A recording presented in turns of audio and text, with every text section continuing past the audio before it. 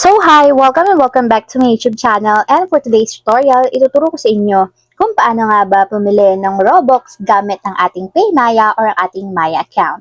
But first, can you subscribe to my channel and don't forget to hit the subscribe button and the bell to notify you for my new updates. And if you want to learn more, just keep on watching and let's start.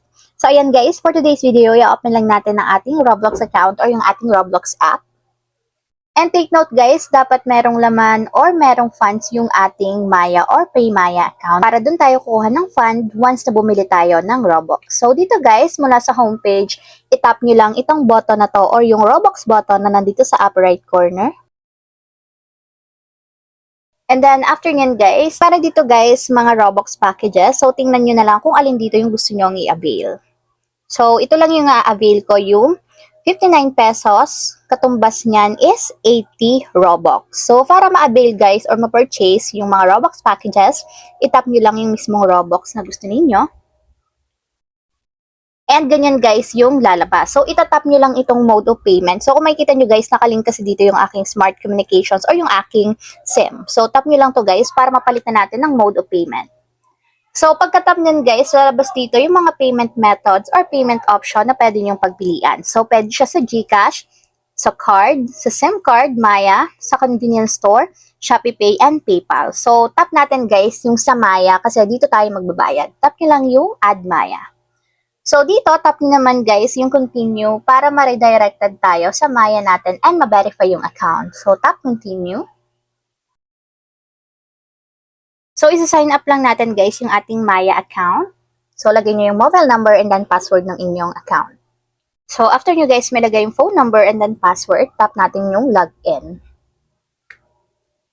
So, may magsasend na OTP code sa ating registered mobile number ng Maya. So, yung ilalagay din nyo dito sa blank boxes. So, type nyo lang guys. And then, tap nyo yung verify. And ayan guys, nakalink na yung ating PayMaya or yung Maya app natin dito sa Roblox. So, wait natin guys.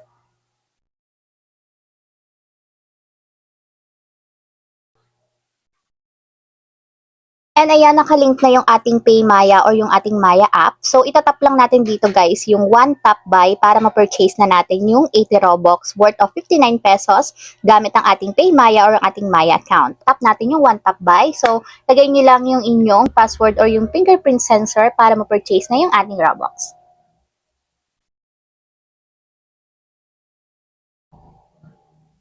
So, through Google Pay guys, yung pagpabayad natin dito. So, exit lang natin. So, yan guys, purchase successful. Your product will be delivered shortly. So, successful na guys yung ating pag-purchase. So, check natin guys. I-refresh ko lang yung aking Robux. So, may 7 Robux ako dito. And wait ko lang guys mga ilang minutes kasi dinideliver pa or nagpa-process pa yung Robux na binili ko. So, ayan guys, na-refresh ko yung aking Robux balance. And kung makikita nyo, naging 87 na siya. So, nadagdagan siya ng 80 Robux. Kasi kanina is 7 lang yan. So, ayun lang guys. Ganun lang kasimple kung paano nga ba bumili ng Robux gamit ang ating PayMaya or ang ating Maya app. If you have a question, click comment down below and don't forget to hit the subscribe button and the bell to notify you for my new updates. And thank you for watching!